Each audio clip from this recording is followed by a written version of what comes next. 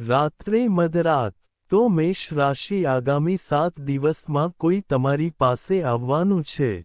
આ સાંભળીને તમારી આંખોમાં આંસુ આવી જશે કારણ કે જે વ્યક્તિએ તમને નકાર્યા હતા, જે તક ગઈ હતી, જે સપના તૂટી ગયા હતા, તે આ 7 દિવસોમાં તમારી પાસે પાછા આવશે। આ 7 દિવસોને સામાન્ય ન ગણો કારણ કે આ અઠવાડિયું સોમવારથી રવિવાર તમારા જીવનમાં ઘણા નવા રંગો લાવશે। મિત્રો, તમે ઘણી ખુશીઓનો અનુભવ કરવાના છો અને તમારે ઘણા પડકારોનો પણ સામનો કરવો પડશે। થોડી સાવધાની અને તકેદારી રાખવી ખૂબ જ મહત્વપૂર્ણ છે। મિત્રો, આ 7 દિવસ તમારા જીવનમાં ખૂબ જ મહત્વપૂર્ણ રહેશે। મેષ રાશિ બદલાતા ગ્રહોની ચાલ તમારા જીવનમાં ઘણા 0:01:03 મોટા ઐતિહાસિક ફેરફારો લાવશે કારણ કે છેલ્લા ઘણા વર્ષોમાં તમે એક પછી એક ઘણી વસ્તુઓ ગુમાવી છે। પછી ભલે તે સંબંધ હોય, પ્રેમ હોય, સ્વપ્ન હોય કે આશા હોય, તમે ઘણું બધું ગુમાવ્યું છે મિત્રો, અને આ 7 દિવસોમાં તમે જે ગુમાવ્યું છે તે તમને પાછું મળશે। તો શું તે તમને પાછું મળશે? હું બધી વિગતો તો આપીશ। આ 7 દિવસો દરમિયાન તમારું સ્વાસ્થ્ય કેવું રહેશે, તમારું પ્રેમ જીવન કેવું રહેશે, તમારું લગ્ન જીવન કેવું રહેશે, તમારે કયા પગલાં લેવા જોઈએ આ સમયે તમારા કરિયર માટે કેવો રહેશે, કોર્ટ કેસ હોય કે વિદેશી બાબતો। મિત્રો, હું તમને જરૂરી બધી માહિતી એકદમ 0:02:02 સચોટ રીતે આપીશ। મિત્રો, આ વખતે ગ્રહોનું સ્થાન સામાન્ય નહીં હોય। જેમ કે મેં તમને મહિનાની શરૂઆતમાં કેટલીક મહત્વપૂર્ણ બાબતો કહી હતી અને તમે પહેલાથી જ તેની અસરો જોવાનું શરૂ કરી દીધું હશે, તો હવે તમારું સંપૂર્ણ ધ્યાન અહીં હોવું જોઈએ। મિત્રો, તમારા ચાર્ટ અનુસાર જો તમારી ચંદ્ર રાશિ મેષ અથવા મિત્ર છે તો તમારો લગ્નનો ગ્રહ છે। જો તમે પણ મેષ રાશિના છો તો તમે ચોક્કસપણે આ જોઈ શકો છો। મિત્રો, હવે હું તમને સંપૂર્ણ અને સચોટ માહિતી આપીશ કે તમારે કયા પગલાં લેવા જોઈએ જેથી મિત્રો તમારા જીવનમાં તમે જે ઉતાર ચઢાવનો સામનો કરી રહ્યા છો તમે આ જીવનમાંથી કેવી 0:03:0 રીતે બહાર નીકળી શકો છો। જે ક્યાંક અટવાયું છે હું તમને ને બધું કહીશ। મેષ રાશિના લોકો આ 7 દિવસને હળવાશથી ન લો। આવો હું તમને એક પછી એક બધી માહિતી આપીશ। કૃપા કરીને બાકીના વિડીયોને લાઇક કરો અને સાચા હૃદય અને સાચી ભક્તિ સાથે કોમેન્ટ બોક્સમાં 3 વખત જય શનિદેવ લખો મિત્રો, અને મને કહો કે હું તમને જે વાતો કહી રહ્યો છું તે તમારા જીવનમાં બની છે કે નહીં। મને કહો કે તે કેટલી સચોટ છે। જુઓ, તમારી રાશિ મેષ છે। મેં તમને આ વાતો કહી છે કે મેષ રાશિના લોકો, મેષ રાશિના બધા લોકો હાર માનનારા લોકો છે। એનો અર્થ એ કે તેઓ તેમની બધી મનપસંદ વસ્તુઓ છોડી દે છે। તમારી 0:03:57 સાથે જોડાયેલા બધા મિત્રો, જે મને લાગે છે કે આ મારી વસ્તુઓ છે તે મહત્વપૂર્ણ છે। તેથી જ્યારે તમારા સન્માનની વાત આવે છે, જ્યારે તમારા મિત્રો અને પ્રિયજનોની વાત આવે છે, ત્યારે તમે તમારી માલિકીની દરેક વસ્તુનું બલિદાન આપો છો। તમારામાંથી ઘણા તો તમારી મિલકતનું પણ બલિદાન આપો છો। તમારામાંથી ઘણા લોકો તમારા સપનાઓનું બલિદાન આપે છે। તમે સંબંધોનું પણ બલિદાન આપો છો। પણ હવે મિત્રો, જે ખોવાઈ ગયું હતું તે પાછું મળવાનું છે। આવું કેમ છે? જુઓ મિત્રો, આ અઠવાડિયે કેતુ ગયા વર્ષે નવેમ્બર મહિનાની આસપાસ કેતુ તમારી પાસે આવ્યો ત્યારથી 0:04:53 મિત્રો, તમારું જીવન એવી રીતે ચાલી રહ્યું હતું કે એવું લાગતું હતું કે મિત્ર આ મારા માટે ખાસ છે, આ મારું પોતાનું છે। એ જ વ્યક્તિ તમારાથી દૂર થઈ ગઈ છે। જે વ્યક્તિ પર તમે આશાઓ રાખી હતી તે વ્યક્તિ દૂર થઈ ગઈ છે। તમારા પોતાના લોકોએ તમને દગો આપ્યો છે। તેમની સાથે પણ કેટલાક નજીકના સંબંધો હતા। ધીમે ધીમે અલગતા થવા લાગી, અંતર આવવા લાગ્યું। પણ હવે અહીં કોણ આવવાનું છે? શુક્ર તમારા 5મા ભાવમાં છે। કોણ આવવાનું છે? શુક્ર કેતુ સાથે। તો તેની અસર એવી થશે કે પહેલા એક સંબંધ હતો જે ખૂબ જ ખાસ હતો પણ તમે દૂર થઈ ગયા છો। મિત્રો સાથે ઝઘડો હોય કે સમય સાથે સંબંધોમાં અંતર 0:05:51 આવી ગયું હોય, જો કોઈ પાછળ રહી ગયું હોય, હવે એ સંબંધ તમારી પાસે પાછો આવવાનો છે. કોઈએ તમને નિરાશ કર્યા મિત્રો, કોઈએ તમને નીચા માનીને છોડી દીધા, એ વ્યક્તિ તમારા જીવનમાં પાછી આવવાની છે. અને મિત્રો, આ વાત સમજો કે હવે તમારે આવા વ્યક્તિને તમારા જીવનમાં પ્રવેશવાના દેવાનું ધ્યાન રાખવું પડશે, કારણ કે શુક્ર ત્યાં છે મિત્રો. શુક્ર થોડું આકર્ષણ વધારે છે અને કેતુ પણ અહીં છે. તેથી જ્યારે તમારા દુશ્મનો તમારી પાસે પાછા આવવા માંગે છે, ત્યારે પણ તમારે તેમને ના પાડવી પડે છે, અથવા તમારે ના પાડવી પડે છે, કારણ કે મેષ તમે ના કહી શકતા નથી. તો 0:06:49 હવે તમારે ના પાડવી પડશે છે, તમારે તેની આદત પાડવી પડશે. જો કોઈ કહે કે મારું કામ કરો તો ના, હવે તમારે તેમના કામમાં દખલ કરવાની જરૂર નથી, કારણ કે તમે એવા વ્યક્તિ છો જે ક્યારેય ના કહી શકતા નથી. ઈચ્છા વિના પણ તમે પોતાને નુકસાન પહોંચાડો છો અને લોકોને હા કહી શકો છો, પણ હવે નહીં મિત્રો. ભગવાનનો આભાર, તમારી મારી કેટલીક આશાઓ પહેલા તૂટી ગઈ હતી, કેટલાક સપના તૂટી ગયા હતા, તો હવે આ 7 દિવસમાં એવી તક આવવાની છે કે કોઈ અધૂરું સ્વપ્ન ફરીથી પૂર્ણ થઈ શકે. ધારો કે તમે ડોક્ટર બનવા માંગતા હતા, પરંતુ વસ્તુઓ એટલી જટિલ થઈ ગઈ કે મિત્રો 0:07:43 તમે તે સ્વપ્ન તોડી નાખ્યું. હવે તમે ફરીથી તે સ્વપ્નને પૂર્ણ કરવાનો રસ્તો તો શોધી શકો છો. હવે તે સ્વપ્ન ફરીથી પૂર્ણ થઈ શકે છે મિત્રો. પછી ભલે તે નોકરી મેળવવાની હોય કે નવો વ્યવસાય શરૂ કરવાની હોય, તમારા જીવનમાં બધું સ્થિર થવાનું છે અને તમારી પાસે જે અપૂર્ણતા હતી તે સમાપ્ત થવાનો છે. તો એકંદરે આ 7 દિવસો મિત્રો, એટલે કે તમે જે ગુમાવ્યું છે તે ફરીથી મળશે અને કોઈ તમારા જીવનમાં પાછું આવશે મિત્રો. પરંતુ યાદ રાખો, ખોટા લોકોને તમારા જીવનમાં પાછા આવવા ન દો, કારણ કે મેષ તમારી સમસ્યા એ છે કે તમે વધુ પડતું કામ કરી રહ્યા છો.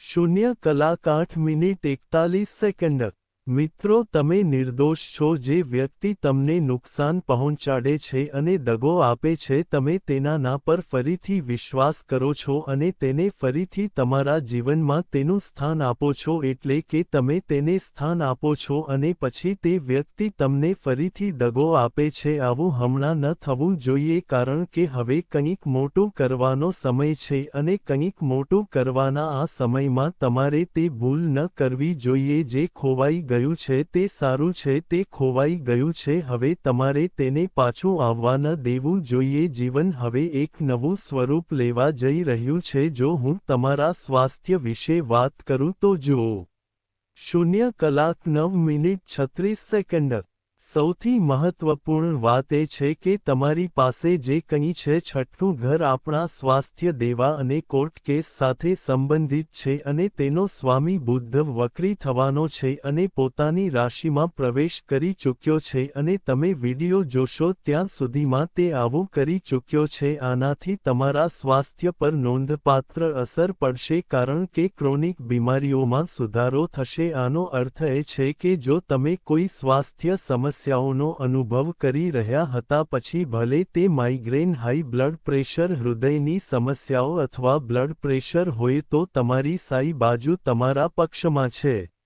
0:10:27 તે નબળું પડી રહ્યું હતું, પછી ધીમે ધીમે તમને તેમાંથી ઘણી હદ સુધી રાહત મળશે. પરંતુ એક વાત ધ્યાનમાં રાખો કે તમારા સ્વાસ્થ્યને હળવાશથી ન લો. આ 7 દિવસોમાં સૌથી મહત્વપૂર્ણ વસ્તુ છે તમારું ખાવા પીવાનું. આ 7 દિવસ દરમિયાન તમારે સંતુલિત આહાર લેવો જોઈએ. શક્ય હોય ત્યાં સુધી બહારનો ખોરાક ન ખાવો જોઈએ, નહીં તો તમને પેટ સંબંધિત સમસ્યાઓ થઈ શકે છે. તમારે તમારી આંખો પર વધુ પડતો ભાર ન મૂકવો જોઈએ. તમારે આ વિશે પણ ખૂબ કાળજી રાખવી પડશે, નહીં તો તમને આંખો સંબંધિત કોઈ સમસ્યા થઈ શકે છે. નહીં તો જો હું મંગળ વિશે વાત કરું તો જુઓ, મંગળ તમારા ધન ગૃહમાં છે, જેનો અર્થ 0:11:25 છે કે તમારો સ્વામી ધન ગૃહમાં છે તે પરિવાર ગૃહમાં છે તો આ અઠવાડિયે થોડા સમય માટે ચૂપ રહો. હા, આ અઠવાડિયે શક્ય તેટલું ચૂપ રહો કારણ કે જો તમે બોલશો તો ઝઘડો થઈ શકે છે મિત્રો, કારણ કે તમે ત્યારે એ તમારા મનને દબાવતા નથી, જેનો અર્થ છે કે કંઈક ખોટું થાય છે મિત્રો. તો મેષ રાશિના લોકો ખોટું સહન કરી શકતા નથી મિત્રો. ક્યારેક તમારા જીવનમાં તમારો આક્રમક સ્વભાવ પણ વધુ સમસ્યાઓ ઊભી કરે છે, તેથી થોડા સમય માટે ચૂપ રહો અને વસ્તુઓ આપમેળે સારી થઈ જશે. તાત્કાલિક નિર્ણયો ન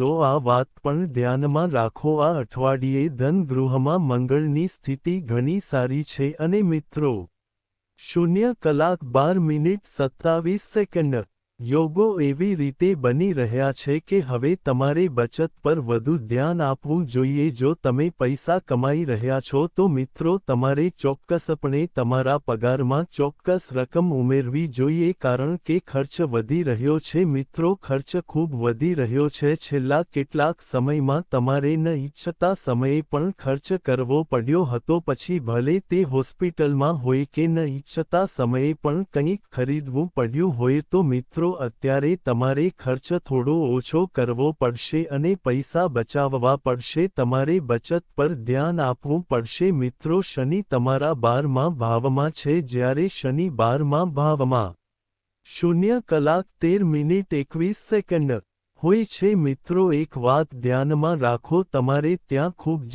કાળજીપૂર્વક ખર્ચ કરવો જોઈએ. તમારે નશામાં દૂધ થવું કે શેર બજારમાં સટ્ટાબાજી કરવી જેવી બિનજરૂરી બાબતો પર ખર્ચ ન કરવો જોઈએ, નહીં તો તમારી નાણાકીય સ્થિતિ બગડી શકે છે. આ પણ ધ્યાનમાં રાખો. મેષ રાશિ, કૃપા કરીને મને કહો કે મિત્રો છેલ્લા કેટલાક દિવસોમાં તમારી રોગ પ્રતિકારક શક્તિ થોડી નબળી પડી છે. આનો અર્થ એ છે કે નાની બીમારીઓ પણ તમારા પર ખૂબ જ ઝડપથી હુમલો કરી શકે છે મિત્રો. જો તમને અસ્વસ્થતા અનુભવાતી હોય અને તે બીમારી દૂર થતી ન હોય તો થોડું ધ્યાન કરવાનો પ્રયાસ કરો અને શનિ મંદિરની 0:14:16 મુલાકાત ચોક્કસ લો. શનિ મંદિરમાં જાઓ અને તમારી રોગ પ્રતિકારક શક્તિ વધારવા માટે દાન કરો. મંગળની સ્થિતિ પણ તમારા માટે અનુકૂળ છે. આ ઉપરાંત જો હું કારકિર્દી વિશે વાત કરું મિત્રો તો